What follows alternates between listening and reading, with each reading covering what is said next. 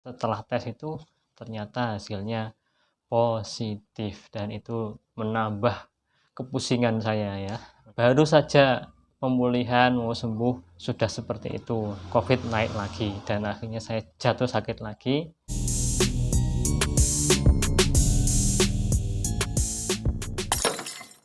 Halo, assalamualaikum.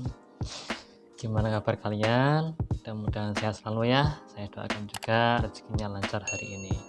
Oke, teman-teman sekalian, di kesempatan kali ini saya ingin berbagi pengalaman saya ya. Nah, tentang apa pengalamannya? Yaitu tentang terpapar virus corona atau COVID-19 ya.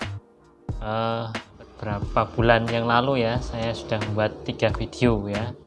Nah, yang pertama kalau nggak salah itu tentang bersepeda ya untuk tingkatkan kapasitas paru-paru. Yang kedua tentang cara mengatasi gejala COVID, dan yang ketiga adalah menjaga imunitas di saat bulan Ramadan. Nah, sekarang saya ingin bercerita ya sebelum nanti mau tunjukkan video di akhir video ini ya. Jadi awalnya saya terkena COVID itu bisa dikatakan nggak percaya, dan sebelumnya nggak tahu kalau saya kena COVID itu. Yang saya rasakan adalah nafas itu terganggu ya, sebelah kanan sini itu seperti orang kesulitan bernafas itulah. Nah begini. Nah di situ kemudian penciuman saya hilang. Tapi anehnya cuman satu lubang hidung aja yang sebelah kanan ini. Yang kiri masih normal, sampai sekarang masih normal, alhamdulillah. Yang sebelah kanan seperti itu. Dan dari hidung sini tembus ke paru-paru ini ya, ke paru-paru ini rasanya sesak, luar biasa rasanya. Nah, tapi anggapan saya pertama itu bukan karena COVID. Mungkin karena saya dulu pernah sakit ya tahun 2018 itu, batuk berdarah, kemudian dikatakan setelah keluar dari rumah sakit itu infeksi saluran nafas. Alhamdulillah tidak berbunyi TBC ya, karena sebelumnya di asumsi awal itu apakah nanti itu TBC apa enggak gitu. Tapi alhamdulillah saya 5 hari di rumah sakit itu dikatakan tidak TBC, alhamdulillah. Kemudian saya pulang dari rumah sakit. Nah di sini karena saya hidup di lembaga yang hidup dengan banyak anak-anak, nampaknya kok tidak bisa dibuat istirahat, soalnya akan terganggu dengan kegiatan-kegiatan yang ada. Nah alhasil saya kemudian disarankan untuk pulang oleh keluarga aja ke kota asal saya di Bojonegoro ini ya. Nah setelah pulang perawatan selesai proses, kemudian saya anggap sembuh dan balik lagi ke Malang tempat saya tinggal di lembaga pendidikan itu. Nah beberapa bulan kemudian 2018 2019 ya, 2019 itu ternyata kambuh lagi ya, mungkin seperti awal tapi nggak terlalu nggak sama lah, sedikit lebih ringan gitu. Kemudian saya obati dan sembuh. Tapi di tahun 2020 akhir, nah itu awal-awalnya saya mungkin terkena COVID itu ya.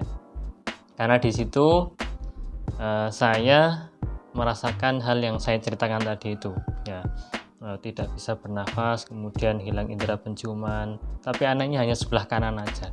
Nah di situ saya masih bertahan, mungkin enggak gitu. Saya pikir enggak kena COVID itu. Tapi karena pemberitaan di media massa itu ya, itu luar biasa dan menjadi orang parno lah, menjadi orang paranoid itu.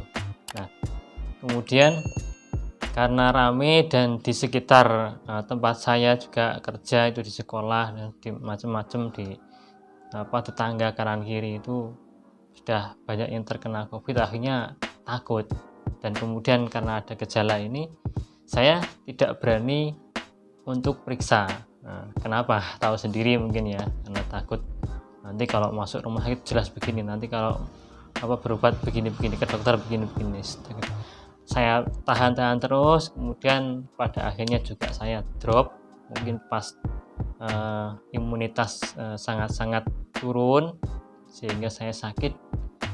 Itu gejalanya kepala pusing sekali, pusingnya itu luar biasa ya. Dulu pernah mungkin seperti itu, tapi saya rasakan yang ini kok rasanya itu sangat menyakitkan dan lama sekali ya. Biasanya kalau saya pusing itu 1,5 hari ya, atau mungkin berapa jam itu sudah sembuh. Atau mungkin kalau sore itu pusing, saya buat teh hangat, kemudian nanti istirahat tidur, besoknya itu sudah sembuh. Tapi ini enggak, 1 hari enggak sembuh, 2 hari enggak sembuh, dan itu gantian. Sebelah kanan sakit, nanti sembuh, kemudian ganti sebelah kiri itu.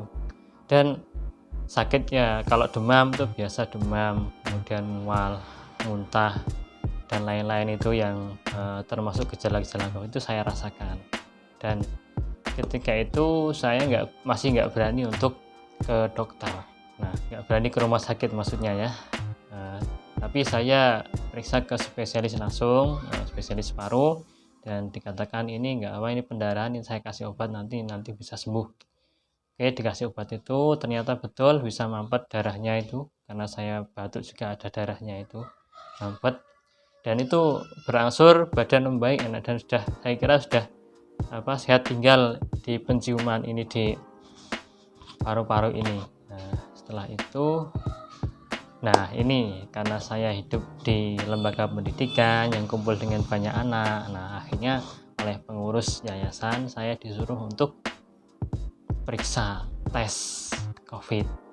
Nah, kemudian apa boleh buat, saya harus tes. Kemudian setelah tes itu ternyata hasilnya positif, dan itu menambah kepusingan saya ya. Tapi harus gimana ya, harus terima aja akhirnya. Terus kemudian dibawa ke rumah sakit, dirawat selama 14 hari. Nah, anehnya di sini, gejala itu dari awal masuk rumah sakit sampai akhir itu kok sama. Saya juga jadi agak agak ragu dikit lah. Saya minta ke pihak rumah sakit untuk memeriksa lebih jauh, ternyata dihiraukan. Dan akhirnya selama 14 hari plus 2 hari, jadi 16 hari itu dinyatakan sembuh dan saya boleh pulang. Nah, pulang ini lagi karena keluarga saya khawatir di Bojonegoro ini, kemudian saya disuruh pulang aja, nggak boleh kembali ke Kota Batu ya, tempat saya ngajar dan tinggal di sana. Karena udaranya terlalu dingin, itu nanti bisa menyumbang kambuh lagi ya.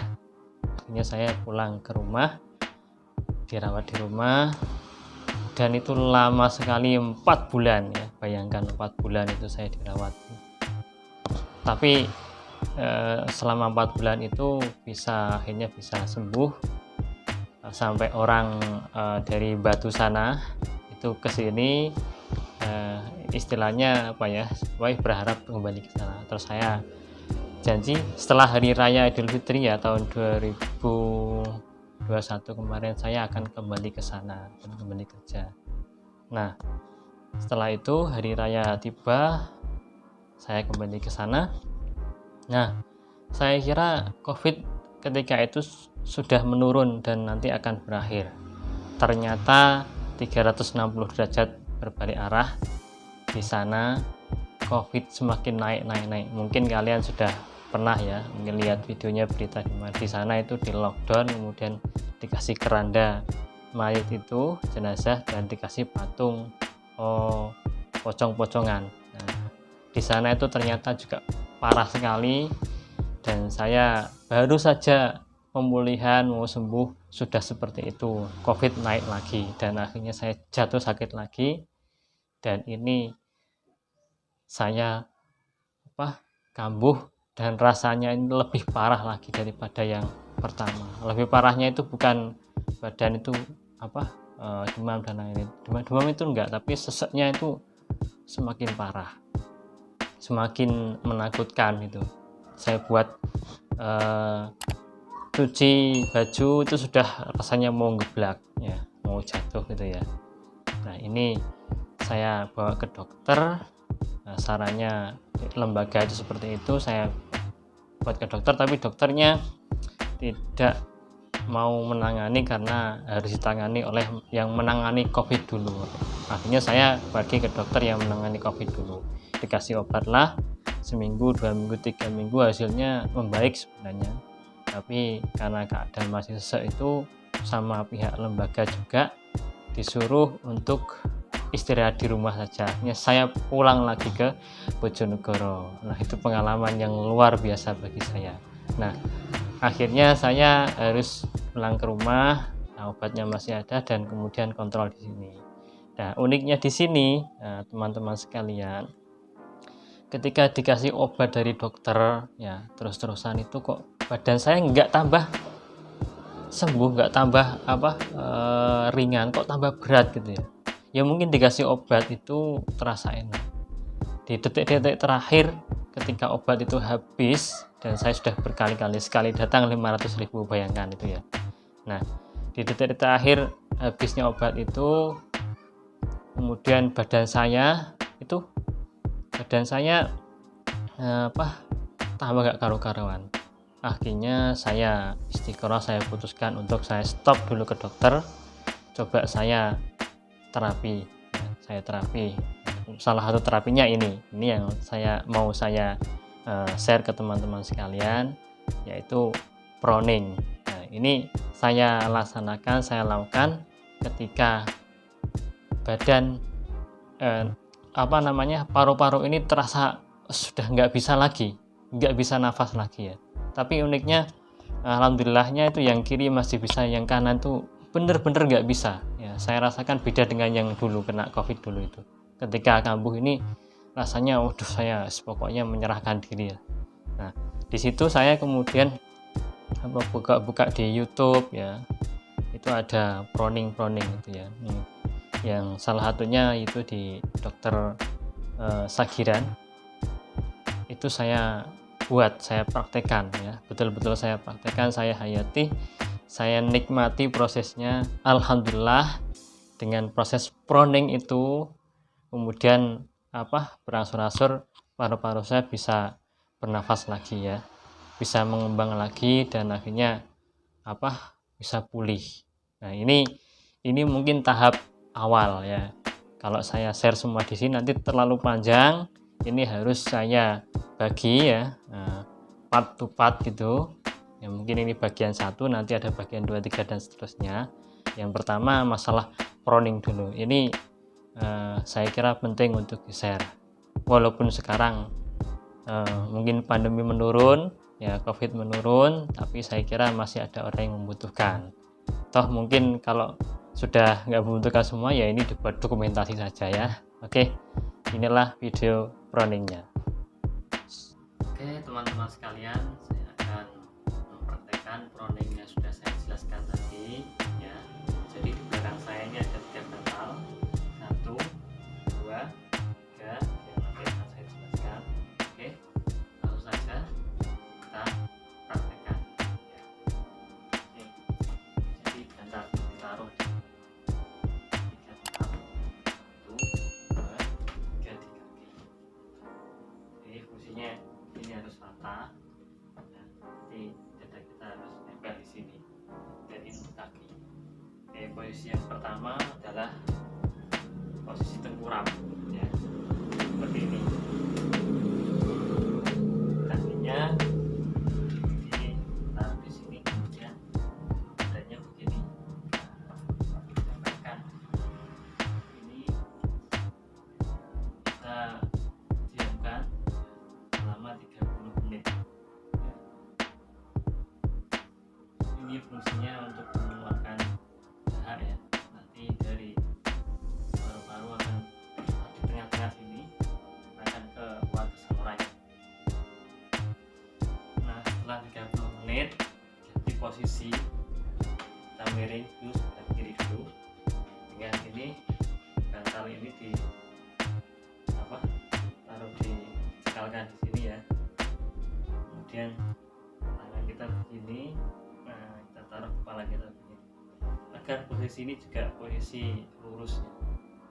Nanti yang dari paru-paru kanan ini akan mengalir lendirnya itu ke saluran dan akan dibuang ke saluran nafas.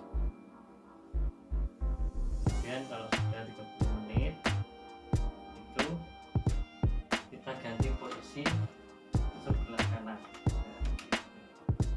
Ini juga selama 30 menit. Posisi berikutnya adalah posisi terlentang dengan posisi kepala dan dada ini lebih tinggi daripada perut. Gimana caranya? Kita tembakkan bantal ini ke tembok. Ini temboknya agak jarak karena kena semut ya. Kalau biasa itu lebih enak. Ini kita tumpuk ketiganya. Kemudian kita berbaring begini. Nah, ini posisi dada ini lebih tinggi daripada perut kita. Fungsinya apa? Yang di paru-paru atas ini lendir nanti bisa terdorong ke bawah, kemudian keluar salurannya. Nah, ini perlu jadi catatan ya. Di setiap gerakan saya lakukan itu 10 menit atau 5 menit terakhir saya gunakan untuk tarik nafas, kemudian saya hentakkan. Jadi begini, tarik nafas, kemudian saya hentakkan.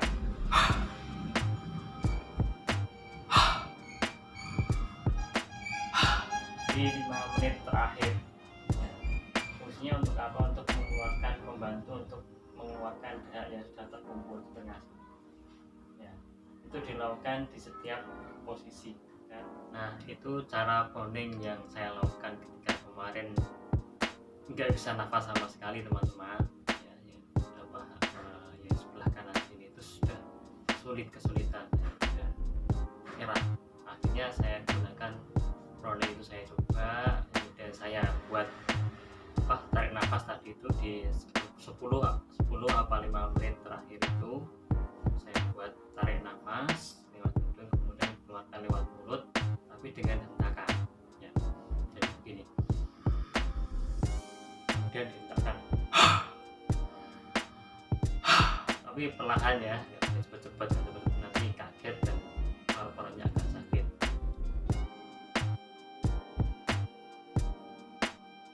Tapi ketika kemarin saya coba itu memang sakit parunya, tapi setelah proses itu selesai beberapa jam kemudian itu kembali enak, lega lagi. Nah, itu teman-teman sekalian. Jadi kalau kalian khususnya yang kena COVID dan keadaannya terdesak seperti itu, nggak bisa nafas, sulit sekali nafas, proning ini bisa digunakan untuk alternatif ya. Oke teman-teman sekalian, itu mungkin pengalaman yang bisa saya bagi, saya share kepada teman-teman semua. Nampaknya cukup panjang kali lebar ya, tapi nggak apa, mudah-mudahan bermanfaat buat kita semuanya. Oke, terima kasih sudah menyaksikan video ini sampai akhir. Sampai jumpa di video lanjutannya ya. Terima kasih. Assalamualaikum warahmatullahi wabarakatuh.